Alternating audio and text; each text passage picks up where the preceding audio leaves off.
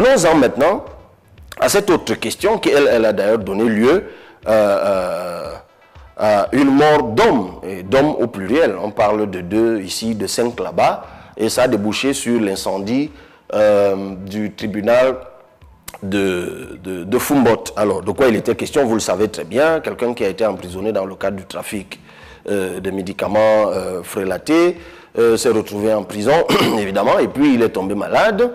Et puis, le procureur de la République a tardé, dit-on, à accéder à la demande qui lui avait été faite de recevoir des soins. Et puis voilà, pendant qu'il attendait ou pendant ces moments d'hésitation ou d'atermoiement, il est décédé et ça a courroucé la population qui s'est donc ruée sur le palais de justice et au passage l'a incendié et bien d'autres exactions encore. Alors, ces faits-là illustrent le malaise qu'il y a dans la société camerounaise. C'est-à-dire que, et il faut qu'on se le dise en toute honnêteté, les Camerounais ne font pas confiance à leur justice. Et pourquoi? Entre autres raisons, la corruption. Et en le disant, je ne rappelle que des classements qui ont souvent été rendus publics par Transparency International et d'autres rankings mondiaux qui épinglent toujours au premier chef la justice camerounaise. Donc, en d'autres termes, plutôt que le juge, celui qui est chargé de dire le droit, plutôt que d'être impartial, plutôt que de se mettre au-dessus de la mêlée pour trancher avec froideur et donner raison à celui qui a raison et tort à celui qui a tort à la lumière de la loi ou de sa conscience, comme l'indique la Constitution et d'autres textes qui régissent la justice, certains d'entre eux donnent raison parfois à celui qui a tort et tort à celui qui a raison, pour, entre autres raisons, la corruption. Le magistrat reçoit de l'argent pour ne pas dire le droit. Ça, c'est une chose. On a aussi des cas où, parce que le magistrat, selon les griefs qui sont relevés, a reçu de l'argent, il tarde à dire le droit. Il tronque la procédure. Mais là, c'est ce qui concerne le magistrat. On a des cas, et ça a donné lieu, vous vous souvenez, il y a peu de temps, dans la ville de Douala, à un affrontement, vous vous rappelez, des cas où les avocats, qui sont donc ceux-là qui doivent défendre ceux qui comparaissent devant le juge, se sont eux-mêmes transformés en agents de corruption, en prélevant de l'argent, pour certains, destinés au magistrat qui doit tronquer le droit, ou prétextant que l'argent est destiné au magistrat alors qu'ils s'en servent eux-mêmes. Donc, les abus, il y en a visiblement beaucoup.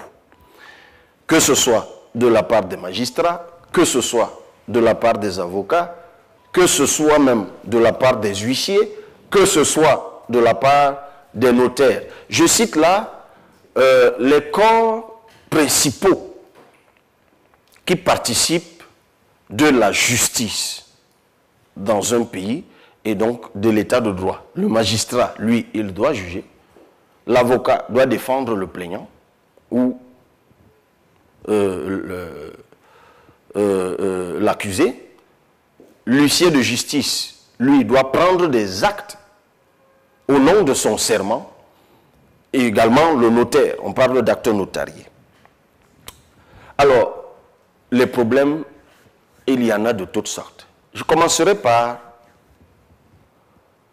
les magistrats, en disant que pour que notre magistrature sorte de ce désamour, il y a un certain nombre de choses qu'il faut absolument faire.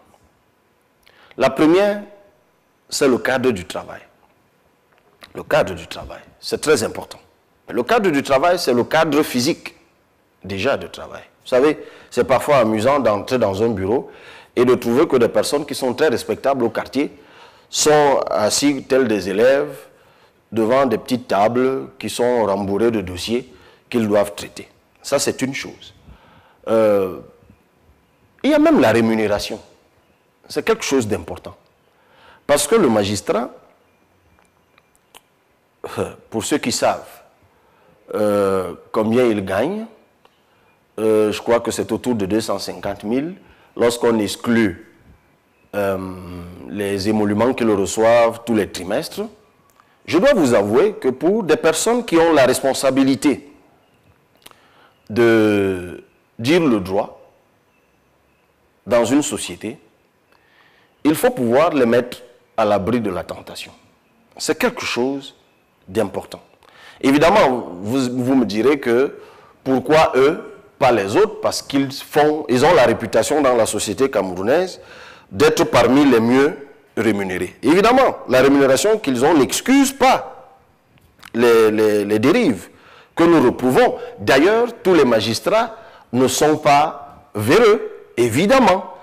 Mais il est clair que si on fait des comparaisons avec des pays de niveau de développement comparables, on arrive vite à la conclusion qu'ils ne sont pas logés à la meilleure enseigne. C'est donc important de revoir cette question. Il y a une autre question qui est tout aussi importante, qui est celle de leur carrière. Parce que, à la vérité, on ne le dit pas suffisamment, le magistrat, la justice au Cameroun n'est pas véritablement indépendante. Au-delà du slogan et de l'annonce, elle n'est pas indépendante. Et je l'illustre souvent par quelque chose de bien simple. Ce qu'on appelle pouvoir, et la Constitution consacre 3 pouvoirs, le pouvoir exécutif, le pouvoir législatif, le pouvoir judiciaire. Vous verrez que le pouvoir exécutif, il est dévolu par l'élection, notamment au président de la République. Vous verrez que le pouvoir législatif, il est dévolu par l'élection. Les députés, les sénateurs en partie, me direz-vous. Mais le pouvoir judiciaire, parce qu'un pouvoir n'est pouvoir que parce qu'il n'est pas soumis à un autre pouvoir, dans le contexte camerounais, il n'est pas dévolu par le vote. Il est dévolu, j'ai envie de dire, par le pouvoir exécutif auquel il est soumis, qui gère la carrière des magistrats. Il y a un vieux texte au Cameroun qui date de 1962, qui contraint d'ailleurs les magistrats, notamment du parquet, à requérir les instructions de la chancellerie, c'est-à-dire du ministère de la Justice, lorsque, notamment en matière criminelle, ils reçoivent des dossiers qui concernent un certain nombre de groupes sociaux, les chefs traditionnels, les députés, les ministres, les hauts cadres de la République, ce qui crée, depuis 1962, ça c'est un texte qui date de Njoé Aruna, qui crée un sentiment de 2 poids, 2 mesures. Il faut savoir que la magistrature est organisée globalement de 2 types. Vous avez les magistrats, ce qu'on appelle les magistrats du siège, c'est-à-dire les juges, ceux qui décident, ceux qui rendent les décisions.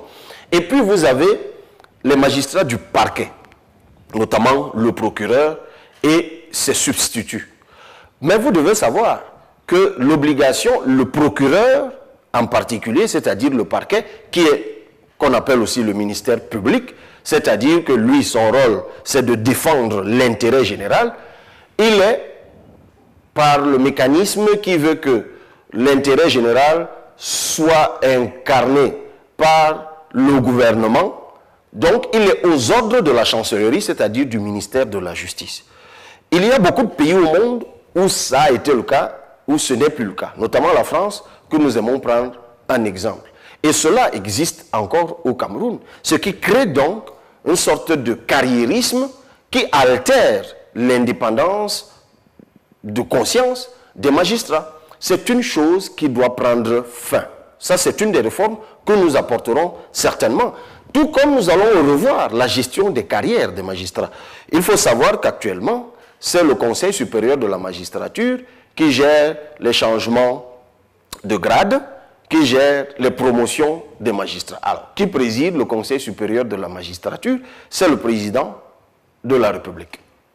Et il a assisté de qui? Du ministre de la Justice. Non, ça fait partie des choses qu'il faut absolument changer.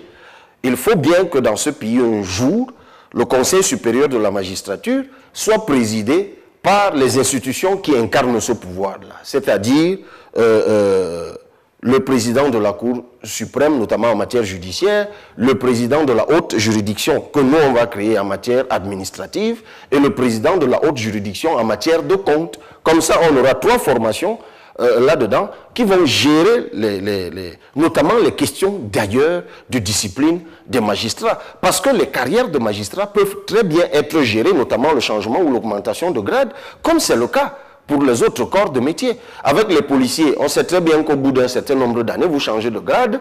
Avec les fonctionnaires, tous les fonctionnaires de la République, au bout d'un certain temps, vous changez de grade si vous êtes professeur de lycée ou que sais-je encore. Alors que pour la magistrature, il y a quelque chose de spécifique.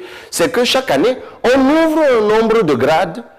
Ça veut dire que même comme le texte le prévoit, même si vous avez déjà passé le nombre d'années qui vous donne accès à un grade, vous n'êtes pas sûr de changer de grade.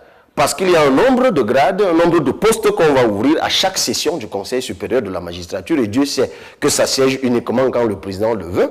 Et c'est ça aussi qui crée une sorte de climat de soumission, une sorte de climat de corruption qui fait que les gens, d'une façon ou d'une autre, se sentent obligés d'être soumis auprès des aînés, auprès de ceux qui doivent décider, auprès de ceux qui siègent là-bas pour espérer changer de grade. Et lorsque vous êtes indépendant, lorsque vous n'avez pas appliqué les instructions, alors que vous devez dire le droit en parfaite indépendance, eh bien vous pouvez voir votre carrière ralentie. Je pourrais même encore aller plus loin. La question des émoluments dont j'ai parlé tout à l'heure. Pourquoi on doit, tous les 3 mois, payer des émoluments qui sont en fait une sorte de redistribution de rentrée que la justice peut faire dans les tribunaux?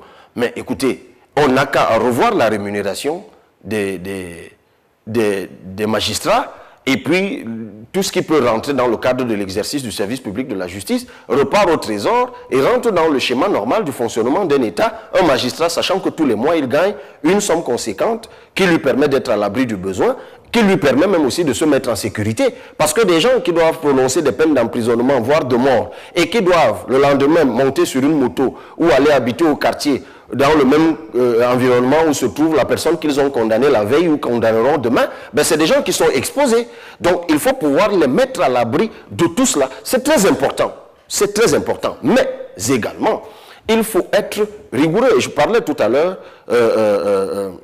du Conseil supérieur de la magistrature. Je pense qu'on peut s'inspirer des pays comme la France et faire en sorte qu'il soit majoritairement composé des personnes qui ne sont même pas forcément des magistrats. Ça peut être des enseignants de droit, ça peut être des représentants de l'ordre traditionnel, ça peut être des gens de la société civile, des prélats et autres, qui sont quand même les garants de la morale sociale et même, on peut dire aussi, de l'intérêt général, en tout au moins des gardiens des valeurs de notre société. Et on pourrait s'inspirer d'autres pays dans ce sens-là. Donc ça fait partie des choses qu'il faut faire. Mais effectivement, il faut être rigoureux. C'est pour ça que nous avons toujours proposé, par exemple, un observatoire de la justice camerounaise. Parce qu'il faut bien qu'un jour, les magistrats puissent être responsables des lenteurs qui ne se justifient pas.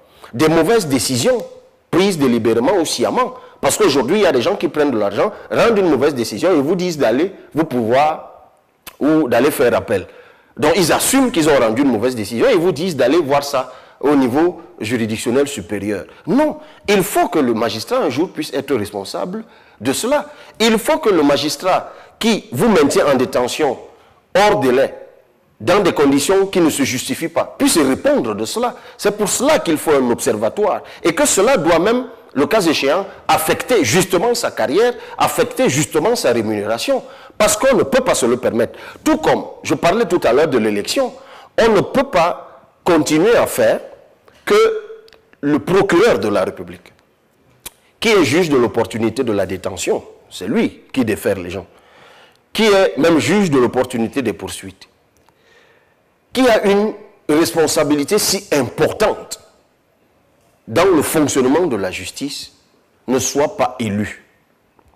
Et nous, l'une des propositions que nous faisons, ce n'est pas l'élection comme celle du président ou que sais-je encore des députés, mais il faut pouvoir définir dans ce pays un corps électoral qui va désigner les magistrats du parquet, tout au moins les magistrats du parquet au poste de procureur ou de substitut du procureur.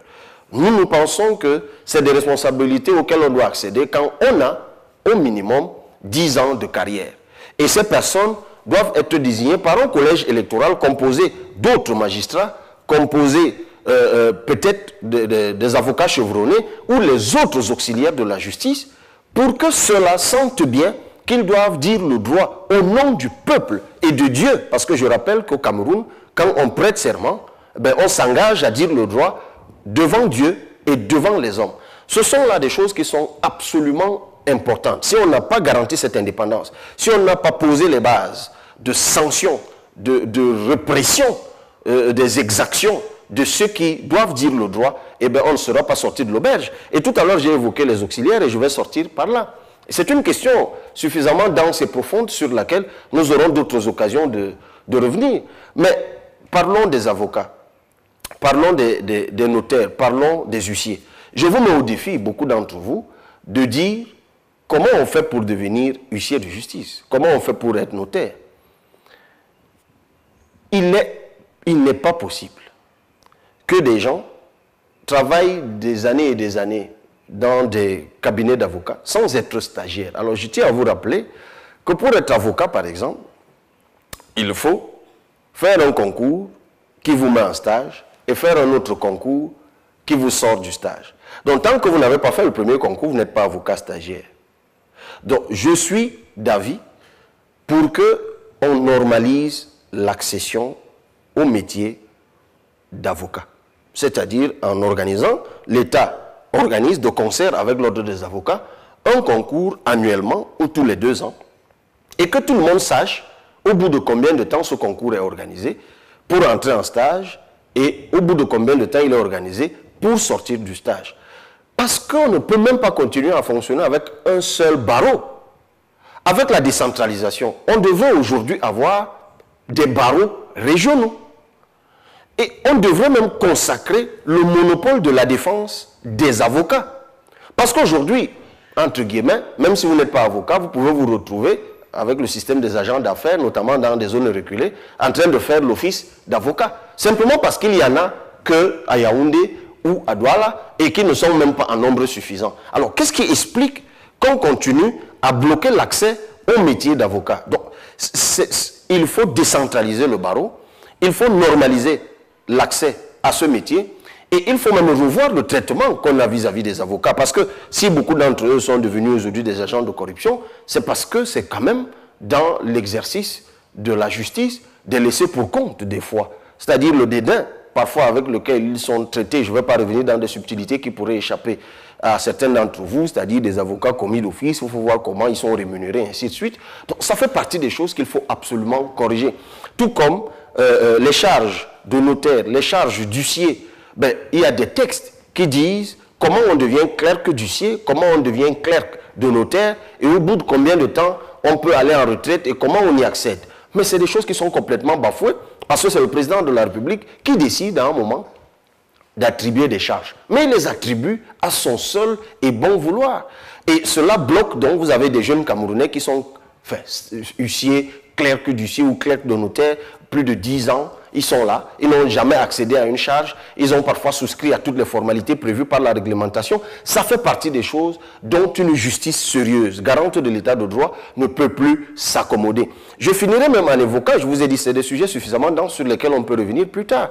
Je voudrais évoquer la question du droit des affaires, parce que pour ceux qui sont habitués de ces questions-là, notamment en matière commerciale ou industrielle, ils savent que la Cour suprême des droits des affaires en Afrique, notamment tout ce qui concerne OHADA, est logée, on l'appelle la Cour commune d'arbitrage, qui est logée à Abidjan. Alors, c'est bien, c'est OHADA qui l'a consacré. Mais c'est en fait un peu rédhibitoire et prohibitif. Parce que si je dois me pourvoir en cassation à Abidjan, alors que moi je suis un jeune homme d'affaires ou un jeune entrepreneur camerounais, vous voyez que le coût de la justice est important. Lorsque nous serons aux affaires, ça c'est une chose qu'on doit absolument renégocier pour qu'il y ait au moins les représentations de cette cour, des représentations nationales de cette cour. Je finirai complètement par les tribunaux d'exception. Alors, le tribunal militaire, on en a souvent parlé. Comment on peut continuer dans un état de droit à concéder au président de la République d'être celui qui peut décider à lui tout seul et quand il le veut des arrêts de poursuite dans les tribunaux militaires? Ah ben là, c'est quelque chose qu'il faut absolument qu'il faut absolument revoir. Tout comme il y a, et beaucoup d'entre vous ne le savent peut-être pas, il y a aujourd'hui des instances contentieuses pour la prévoyance sociale. D'ailleurs, ça s'appelle encore, je ne sais plus très bien, ce sont des instances provinciales, comme ça s'appelle encore maintenant. Et il y a beaucoup de Camerounais qui n'accèdent pas à la justice à ce niveau-là, parce que c'est une instance contentieuse qui est adossée au conseil d'administration de la CNPS et qui fait que beaucoup de nos parents qui ont des problèmes, mais qui sont déjà à un âge fragile parce qu'ils sont à la retraite, ainsi de suite, n'arrivent pas à accéder à la justice à ce niveau-là parce qu'ils ne savent même pas comment ça fonctionne, parce qu'on a maintenu une instance comme celle-là dans l'ornière. Donc vous voyez que lorsque, comme ça, comme je l'ai fait un peu en essuie-glace, vous faites un arrêt sur la justice au Cameroun, donc la façon dont la justice est dite au Cameroun, ben vous arrivez vite à la conclusion qu'il urge, chers compatriotes, que les choses soient changées, que les choses soient révisées. C'est absolument important. Je vous conseillerais une lecture, la lecture d'un ouvrage qui vient d'être publié par un jeune magistrat, Ulrich Ovono. Le titre de l'ouvrage, c'est sous le bandeau de Thémis, les larmes, penser avec A et repenser la justice camerounaise. C'est une photographie extraordinairement pertinente et courageuse de la justice camerounaise, faite par un magistrat, dont un praticien du droit. Je n'approuve pas forcément toutes ses conclusions, mais ça pourrait vous édifier davantage. Je vous l'ai dit, c'est un jeune magistrat. J'ai dit tout à l'heure sous le bandeau de Thémis. Alors pour ceux qui ne savent pas, Thémis est la déesse de la justice dans la mythologie grecque, qui est fille du ciel et de la terre et qui est généralement représentée, si vous allez sur Google, vous allez trouver ça. C'est une dame avec un bandeau tenant d'une main une balance et de l'autre une épée. À la prochaine.